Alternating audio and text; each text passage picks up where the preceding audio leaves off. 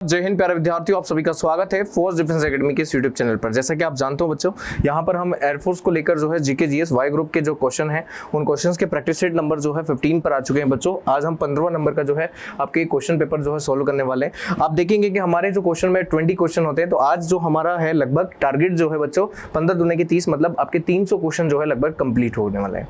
तो इसी तरह से आप देखेंगे कि नंबर ऑफ 300 क्वेश्चन मैं आपको डिलीवर कर चुका हूँ। आप स्टार्टिंग से अगर देखेंगे ना बच्चों, तो आपको सारी चीजें यहाँ पे समझ में आएंगी। सारी चीजें ये चलेगा कि हाँ भाई किस पॉइंट के बाद सर किस पॉइंट पर जा रहे हैं, किस तरह से चीजें बढ़ रही हैं और किस तरह से नहीं बढ़ रही। चलिए तो बच्चों इसी सेशन को हम आगे करते हैं। जब तक कि आपने वीडियो अगर पहली बार देख रहे हैं बच्चों, तो चैनल पर सब्सक्राइब कर लें। साथ ही साथ वीडियो को अगर आप अच्छा समझते हैं तो इसे शेयर कर दीजिए, लाइक कर दीजिए और साथ ही साथ जो है आपका प्यार जो है बरसाते रहिए। चलते हैं बच्चों आज के पहले क्वेश्चन पर। पहला क्वेश्चन क्या कहता है, ध्यान से सुनिएगा।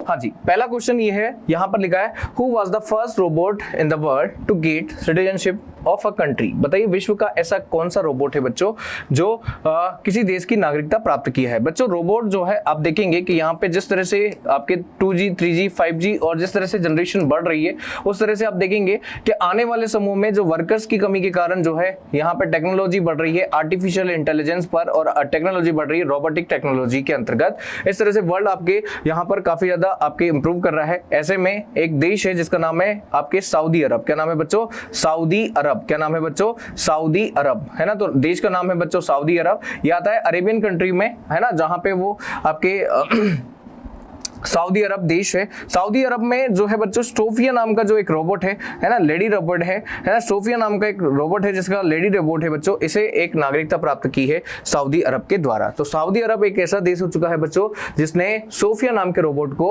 अपनी नागरिकता दी है। ठीक, अगला क्वेश्चन क्या है बच्चों? अगला है where was the Jana Gana मन song for the first time in 27 दिसंबर 1911, है ना। बताइए 27 सितंबर 1911 में पहली बार जनगण मन कहाँ गाया गया। देखो बच्चों जनगण मन जो है ये लिखा था रविन्द्रनाथ टैगोर ने। किसने लिखा था बच्चों? रविन्द्रनाथ टैगोर। रविन्द्रनाथ टैगोर जिनका जन्म जो है बच्चों कलकत्ता यानी पश्चिम बंगाल में हुआ था। यहाँ पर आप देखेंगे काफी जो है आपके जाने जाते हैं बच्चों कवि गुरु के नाम से, है ना। किसके नाम से? कवि गुरु के नाम से जाने जाते हैं। इनके द्वारा लिखी गई पुस्तक जिसका नाम है गीतांजलि। क्या नाम है बच्चों?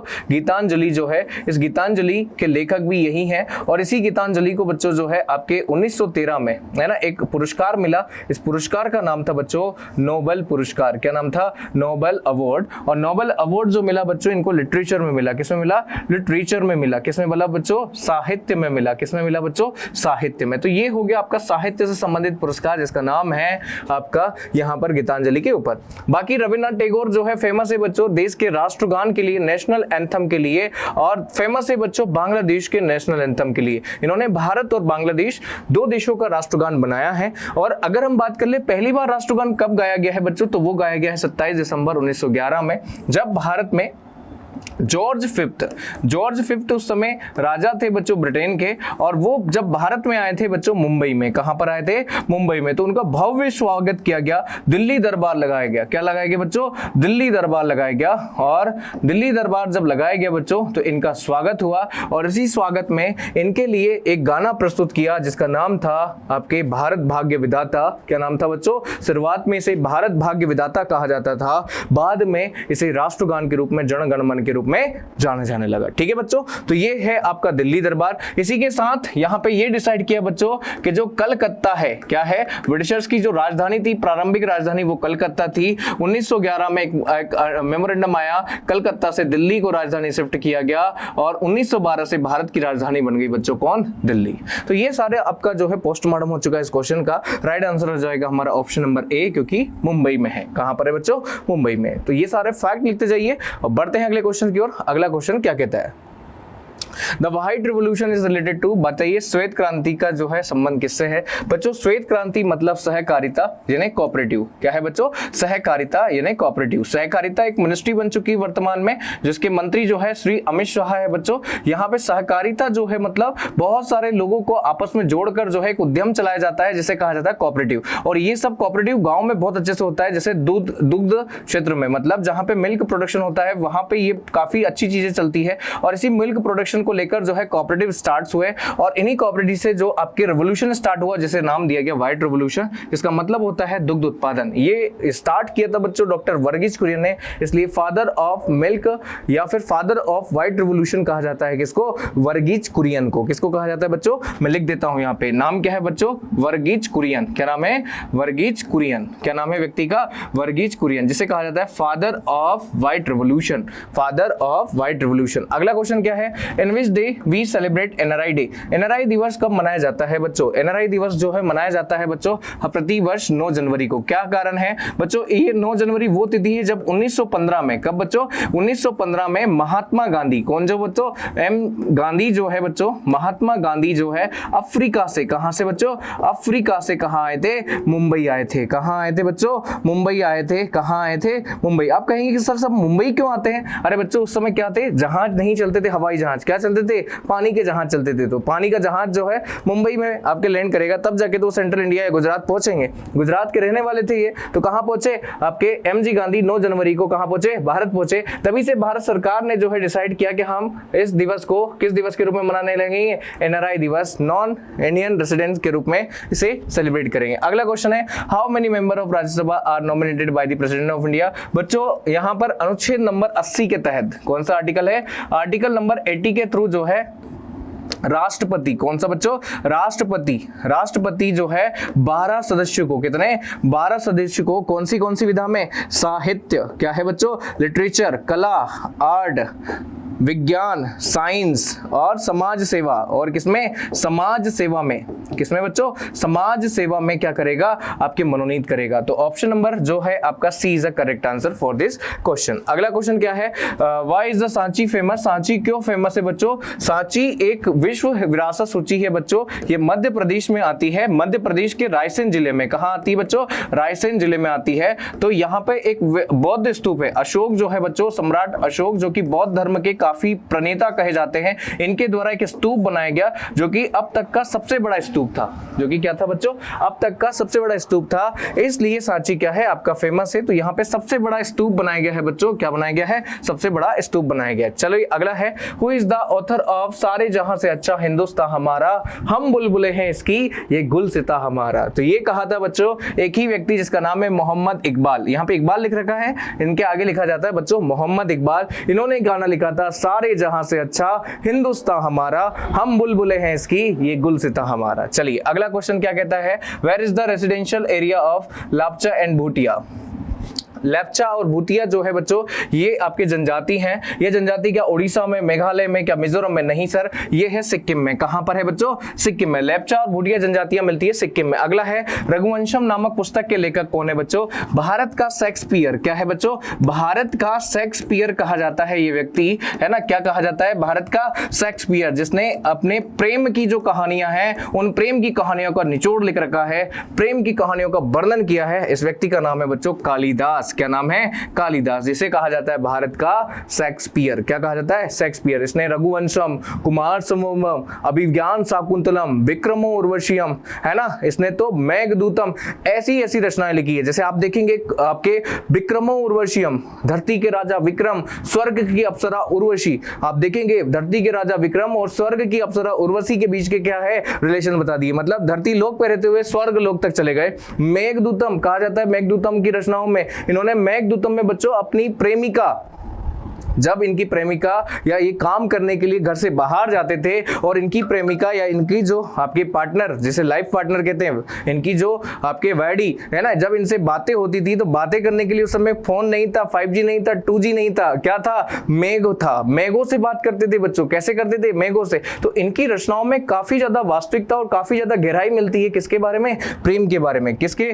कालिदास के लिए। ठीक। अगला देखो बच्चों, कोणार्क का मंदिर कहाँ है बच्चों? कोणार्क का सूर्य मंदिर जो है बच्चों ओडिशा में है। कहां पर है? ओडिशा में। इसे ब्लैक पगोड़ा कहा जाता है बच्चों। पगोड़ा नहीं, ब्लैक पगोड़ा या पेगोड़ा। क्या कहा जाता है? ब्लैक पेगोड़ा या पगोड़ा। ठीक है, क्लियर। अगला है बच्चों टिहरी बांध। निम्न में से किन दो नदियों के संगम पर है? टिहरी बांध जो है बच्चों गंगा यमुना पर नहीं है, भागीरथी अलकनंदा पर नहीं है। भागीरथी अलकनंदा के संगम को कहा जाता है बच्चों देवप्रयाग। क्या कहा जाता है? देवप्रयाग कहा जाता है। ठीक है, भागीरथी बिलांगना बिल्कुल सही है, option number C is the correct answer. Alaknanda और मंदाकिनी के संगम को कहा जाता है रुद्रप्रयाग। क्या कहा जाता है बच्चों? प्रयाग। उत्तराखंड में जहां दो नदियां मिलती है उसे प्रयाग कहा जाता है ना। देवप्रयाग के बाद से ही गंगा को गंगा कहा जाता है। चलिए अगला है, लोकसभा की महिला अध्यक्ष कौन थी? अब यहाँ पे ये नहीं लिखा है बच्चों पहली कौन सी थी क्या नहीं थी, तो यहाँ पे मेरा क्वेश्चन तो यही बनता है कि यहाँ पे पूछ रहा है कि फर्स्ट लोकसभा चेयरमैन है ना, जो विमेन चेयरमैन है वो कौन है? तो फर्स्ट लोकसभा विमेन चेयरमैन जो है बच्चों वो है मीरा कुमार। कौन है बच्चों? Meera Kumar is the right answer. अगला है K2 mountain lies on the border of which of two countries? बताइए केटू पर्वत जो है किन दो देशों के बीच में आपका होता है? तो केटू पर्वत जो है बच्चों इसे कहा जाता है भारत की दूसरी सबसे ऊंची चोटी। इसका नाम केटू या गॉडविन ऑस्टिन भी कहते हैं। क्या कहते हैं बच्चों? गॉडविन ऑस्टिन भी कहा जाता है। इसकी हाइट जो है वो है बच्चों 8611 मीटर है ना। इसे विश्व की सेकंड और भारत की फर्स्ट। ठीक है, ध्यान रखिएगा। केटू गॉडविन ऑस्टिन किस पर्वत पर है? तो ये किस रेंज में है? तो काराकोरम में है। कहां पे बच्चों? काराकोरम रेंज में है ना। और किस पर्वत या किस पर्वत का पार्ट है? तो हिमालय का। किसका है बच्चों? हिमालय का। ठीक है, तो ये हो गया इस क्वेश्चन का पोस्टमार्टम। भारत और चाइना की सीमा पर ये होती है। अगला क्वेश्चन क्या है बच्चों? Who was the first chief justice of India? Bharat के पहले मुख्य न्यायाधीश कौन है बच्चों? भारत के पहले मुख्य न्यायाधीश हैं एच.जे. कानिया, हीरालाल जे कानिया। कौन है बच्चों? एच.जे. कानिया, हीरालाल जे कानिया। सीजेआई की बात कर ले तो सुप्रीम कोर्ट के चीफ जस्टिस होते हैं बच्चों। अब मुझे क्वेश्चन बताइए कि वर्तमान में भारत के मुख्य न्यायाधीश कौन है? अगर आप वाकई में पढ़ते हैं, एयरफोर्स की तैयारी करते हैं तो इस क्वेश्चन का आंसर मुझे कमेंट बॉक्स में कमेंट करके जरूर बताएंगे। ठीक, अगला क्वेश्चन क्या है बच्चों? Permanent secretary to be coordinate the implementation of SAARC programme is located at. SAARC कार्यक्रम के क्रियान्वयन के संबंध के लिए स्थायी सचिवालय है, ये कहां है बच्चों? तो स्थायी सचिवालय जो सार्क का है बच्चों, क्या ढाका में है, नई दिल्ली में है, कोलंबो में है या काठमांडू में? तो बच्चों ये है आपका सार्क का स्थायी जो सचिवालय वो है ढाका में। कहां पे बच्चों? ढाका में। अगला क्वेश्चन क्या है बच्चों? अगला क्वेश्चन है the coast of Tamil Nadu is known as which of the following? Tamil Nadu के तट को किस नाम से जाना जाता है बच्चों? तो ये तमिलनाडु के प्लेन्स हैं जिन्हें अलग अलग नाम से जाना जाता है। तमिलनाडु का जो प्लेन है बच्चों इसे जाना जाता है कोरोमंडल। क्या कहा जाता है? कोरोमंडल। क्या कहा जाता है? कोरोमंडल। ठीक है बच्चों, यहां पर आंध्र प्रदेश का जो कोस्ट है उसे कहा जाता है उत्तरी सिरकार। क्या कहा जाता है बच्चों? उत्तरी सिरकार। क्या कहा जाता है बच्चों? उत्तरी सिरकार कहा जाता है। उड़ीसा के कोस्ट को कहा जाता है उत्कल। क्या कहा जाता है बच्चों? उत्कल। तो ये हो गया उड़ीसा है ना, ये हो गया आंध्र प्रदेश और ये हो गया हमारा तमिलनाडु। अगला है केरल के कोस्ट को कहा जाता है बच्चों मालाबार। क्या कहा जाता है? मालाबार है ना, माला माल नहीं है, मालाबार है। ठीक, अगला है बच्चों यहां पर आप देखेंगे ये जो है केरल के बाद कर्नाटका का जो कोस्ट है उसे कहा जाता है कन्नड़। क्या कहा जाता है बच्चों? कन्नड़ बोलने वाले लोग कर्नाटक। फिर है गोवा एंड महाराष्ट्र। गोवा एंड महाराष्ट्र के कोस्ट को कहा जाता है बच्चों कोंकण। क्या कहा जाता है?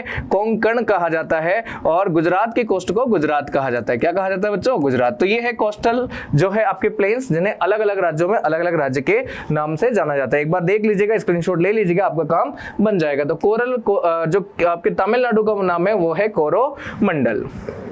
अगला क्वेश्चन है बच्चों where is the Kaziranga national park is situated? Kaziranga national park कहाँ है बच्चों? क्या ओडिशा में है? नहीं है। गुजरात में है? नहीं है। राजस्थान में नहीं है। बच्चों काजीरंगा फेमस है वन हॉर्न राइनोस के लिए, एक सिंग वाला गेंडा के लिए फेमस है। कौन सा?